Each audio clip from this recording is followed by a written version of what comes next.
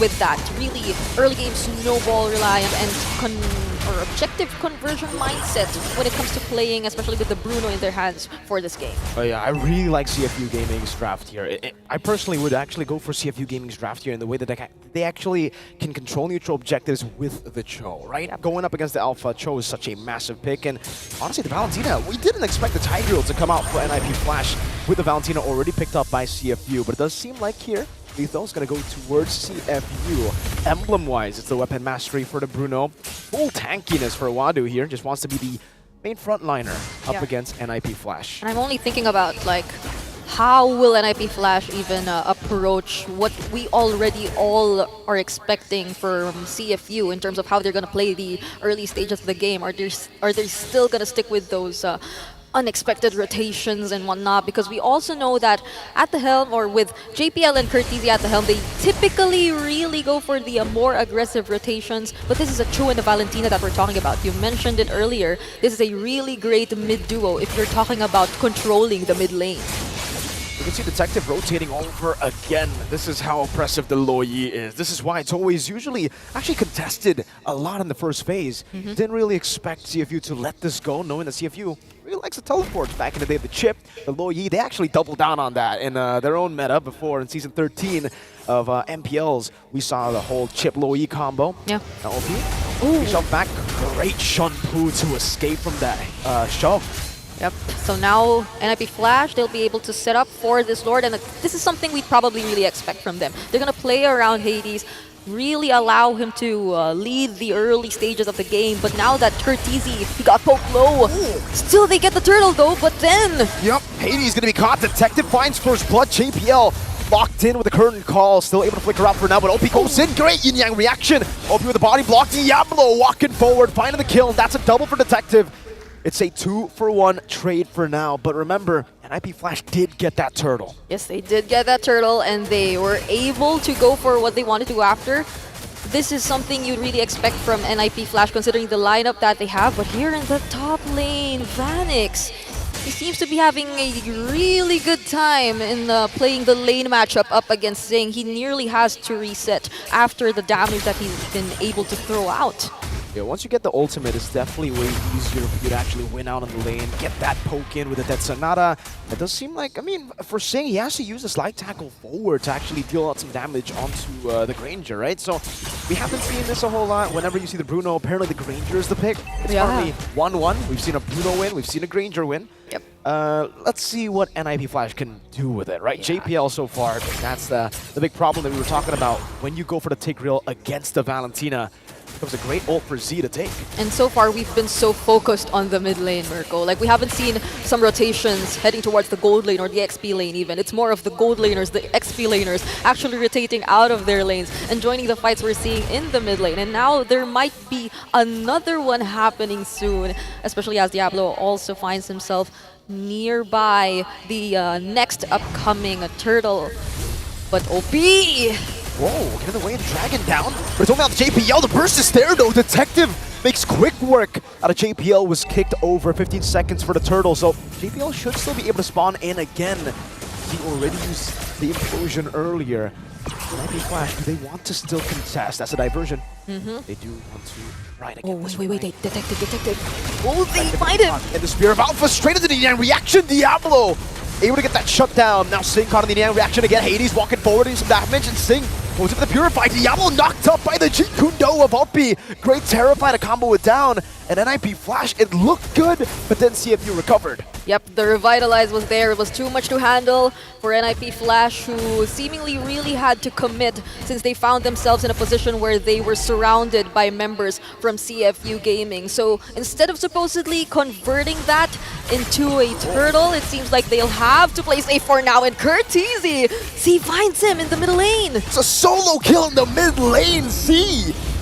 Getting that kill over, even with the Purify, Curtisi unable to escape, and with the turtle, this puts CFU in a great position. Let's see, they walk off, Vanix will be able to clear out the wave. See, They stole the implosion. They know Vanix doesn't have the Purify. Let's see. Weighted Dragon over to JPL. The implosion catches him. And that's going to be Zeke looking for it. Vanix body blocked by Sing. The bullets won't go through. Zig's able to escape Hades. Now the Spear of Alpha trying to gap close. Wadu will be the sacrificial lamb, but they keep their carries alive. The body block, you mentioned it! The way Cfugaming constantly is able to protect their crucial members. They might have to give up this first tier turret in the top lane, but still there's a great trade provided to us here by Detective. That's the mid lane turret we're talking about. And CFU, they'll gain better access towards the map of Nipflash. They could potentially scout the members a lot more better. And in terms of scouting, that's something you definitely could rely OP on for. He could just get the information as much as he wants. Then Shunpu's out, Way the Dragon, and so far, I have to give it to OP, man. He's been able to play the Cho really well. We saw the combo almost to get Hades away from the first turtle. Unfortunately, they didn't time it as well, but it's still, I mean, it was a great idea, great execution. Hades is just crazy on the retribution, but then Turtle 2 onwards, you saw the change of prio. OP started to just go on to JPL so that there were no sets available for Nipflash to look for onto CFU, and that has created kind of a safe haven, or a safety net rather, for Z and Sing, and yeah, Z always on that implosion. OP. Okay. Again goes into the back, finds a way to Dragon. Purify baited out. Now C has it. It's going to be implosion over to 2 members. Spear of Alpha to actually peel out. C will be able to get the implosion down, but it's only on to JPL. Caught in the midst of it all. Will be taken down by Kurt TZ. Diablo with Vengeance, baiting him into the yin-yang reaction. Vanix unable to get the Death Sonata down, and now JPL goes able to shove the diversion into the back line. And Sing goes in with a slide tackle, but now gets caught by the yin-yang reaction again. Diablo hiding away. That's the gun down from Vanix as Hades just slashes through them. But Detective walks forward. Now has to dodge away. They gotta play it clean. OP, can he run away? No. Vanix chases him down. Death Sonata, one last shot. Detective walks away. We saw the sustain from CFU one time, but in terms of these really tricky positions and in moments where they're not exactly at an advantage, it might not be the best idea to pursue these team fights. Nipflash, they were able to somewhat kite them towards their farm and their jungle, and they were just able to buy enough time. They were the ones who were able to sustain that team fight and surround Cfugaming, even using the diversion last minute to actually continue that team fight, which was clearly a win for Nipflash. Now they're ahead in terms of gold against Cfugaming, and they'll probably start to try and engage in more team fights from this point onwards so that they too could actually get some conversions, they could get some objectives, and they definitely want to secure this first Lord for themselves. I just want to say, you know, for Nipflash, for Vanix, it just feels like the Granger revamp fits him so well. This pick fits him so well. The old reliable Vanix in the lane who just wants to play safe as well. In this composition, it's so hard to get to Vanix. You bait out the Purify, sure, but you bait out your own Flicker for OP. And then at that time, Z doesn't really have a gap closer to get in. Usually we see maybe a Flicker for the Valentina, but Z has gone for Purify, which is safer, but you can't make those plays. You can't actually dive onto Vanix that easily. There's so much peel for Nipflash, and you can see the items building up. Hades just walks in, will be able to Spear of Alpha out of there, knows that there is the reaction and the Death Sonata, the poke that we've seen just last game too. Loyi Granger seems to be the combination.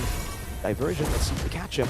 He's still up top. For the siege onto the turret. They will be able to get the turret. That's 4 members though. Still CZ. Good spot out. The yin-yang reaction catches them. The Spear of Alpha punishes them, and now Hades is caught in the midst of an all-implosion from JPL. Finds 2. OP can only just run away. Vanix needs one last shot. OP, 1 HP, gets away. The sole member of CFU who survived the onslaught of Nipflash. Nearly a wipeout there for Cfugaming. And as you mentioned, this is the moment where Nipflash, instead of playing around Hades, they'll start to make some setups for Vanix, and that's exactly what we've seen. A beautiful rotation dispersion combo followed up by a precise Spear of Alpha. Let's check it out in this instant replay. Catching 2 members immediately. So in as much as Wadu and the rest of the members of Nipflash tried to go for a counter engage up against Cfugaming, that was just too much for CFU. They were able to allow Vanix to just really throw all those bullets towards key targets, and they now are actually taking control of this game with the Lord. It's so much of an advantage with the Lord. The siege potential. You can see the range technically already for Vanix. Another diversion. Another diversion. Catch. Sing, you gotta be real careful here, buddy. Spirit of Alpha from Hades. Oh, he gets the Purify out of time. JPL finds the implosion, and Sing will fall. A yin-yang reaction brings them back. Now without Sing, without Wadu, no frontliner, no main damage dealer, Hades is free to do whatever he wants. Z goes over the implosion, finds Curtizi, but now gets slashed down by Hades. Diablo and Hades, the double D combo is online. Could this potentially be the fastest game we're about to see this day? They still have one minion wave, but Detective and OP, they might still be able to defend this. So they prolong the game a little longer. But this is a difficult spot for CFU Gaming. We know them to be a team who could really hold on to their advantages, but eventually get some slip-ups or some mistakes towards the late game whenever they already have the advantage in their hands. But this is a different scenario. They're actually behind. They weren't able to capitalize as much on their early game. They were able to for a moment, but Nipflash just immediately turned things around.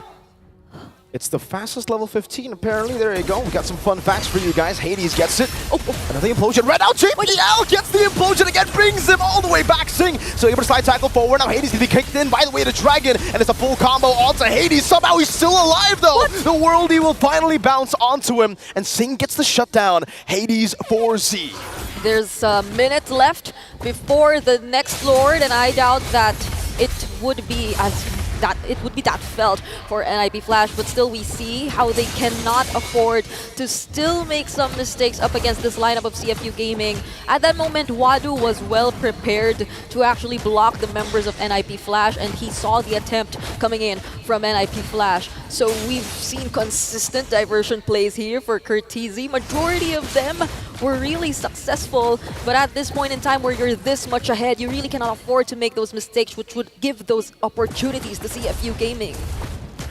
CFU are just trying to look for trades at this point of the game, right? And Nipflash, any sort of trade, whenever they want to walk off their base, they got to think of diversions. Right. Where is the diversion going to go? Where's Curtizi going to go?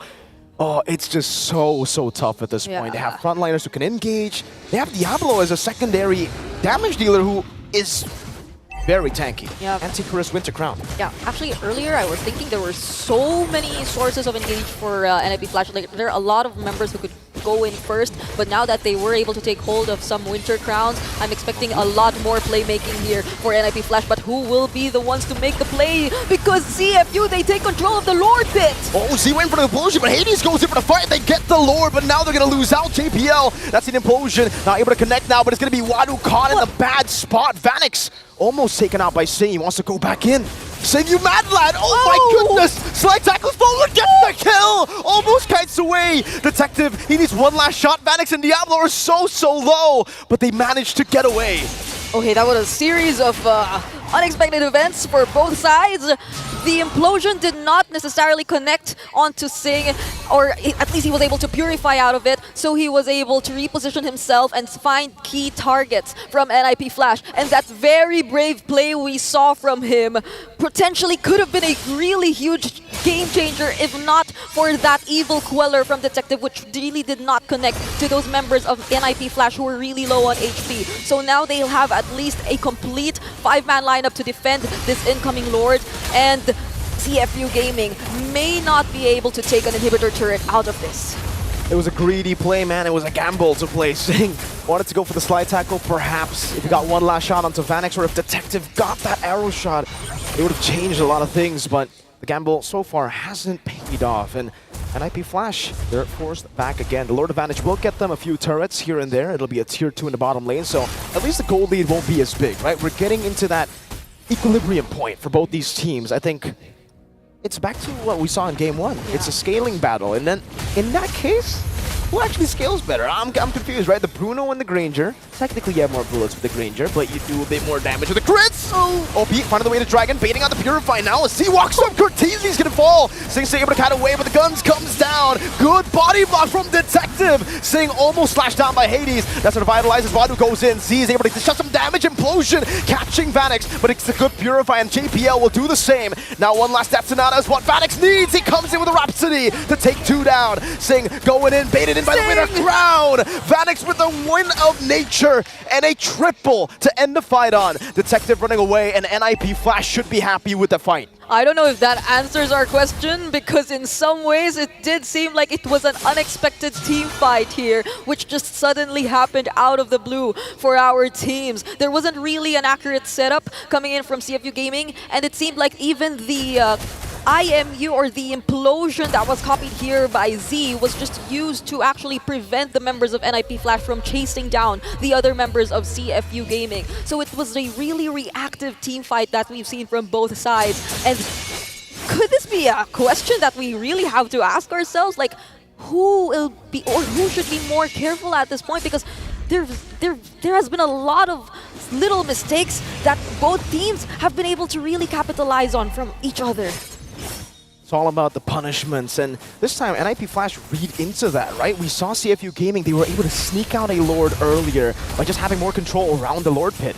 Nipflash got a bit too comfortable with the diversion. Now though, Marta's walking up with the glorious pathway. JPL catches two. The Spear of Alpha gets them out. OP though. In the back it's going to be Detective doing a lot of damage onto the back line. JPL low. Vanix able to get the godlike down. Detective with a dive. Gets caught by the in-air reaction, and Sing takes him down. It's a big shutdown. That was an 8-kill bounty. JPL Z is hunting for JPL. That's a shove, that's a conceal, and an escape. But they will concede the Lord to CFU. It seems like we've been asking who could actually take advantage of these really close team fights, these 5-on-5 team fights a lot more. And you would think immediately, probably Curtizy, probably all those yin-yang reactions, but CFU Gaming at that moment, even though they also lost Detective, even though they lost Wadu, they were able to force Nipflash out of that Lord pit. They now have the Lord in their hands, and they just have to be really extra careful this time, because CFU Gaming, they cannot afford to make mistakes. This is the second opportunity that they've had to actually crack Nipflash's base open. And now we question the siege, or maybe the defense even from Nipflash. They have what it takes to actually defend this. The vengeance will be up for Diablo. Curtizy should have to purify back up, but if CFU Gaming just try to push into pace, it's gonna be real tough. Z steals away the implosion. JPL doesn't have that big playmaking tool, but you can see the poke already from Vanix. As a charge into the bottom lane, that base switch should be falling down. Sing very low, the OP! Finding the way to Dragon! Curtizy is down! Vanix on the back line, Z gets an implosion! That was 3 members caught in it, but Vanix is free. Now hitting onto OP with a Rhapsody. That's a double Detective, gets the Soul Sever! Nipflash fighting for dear life, Sing able to kite away! It's a wipeout! Nipflash have fallen, and CFU Gaming continues the upset route.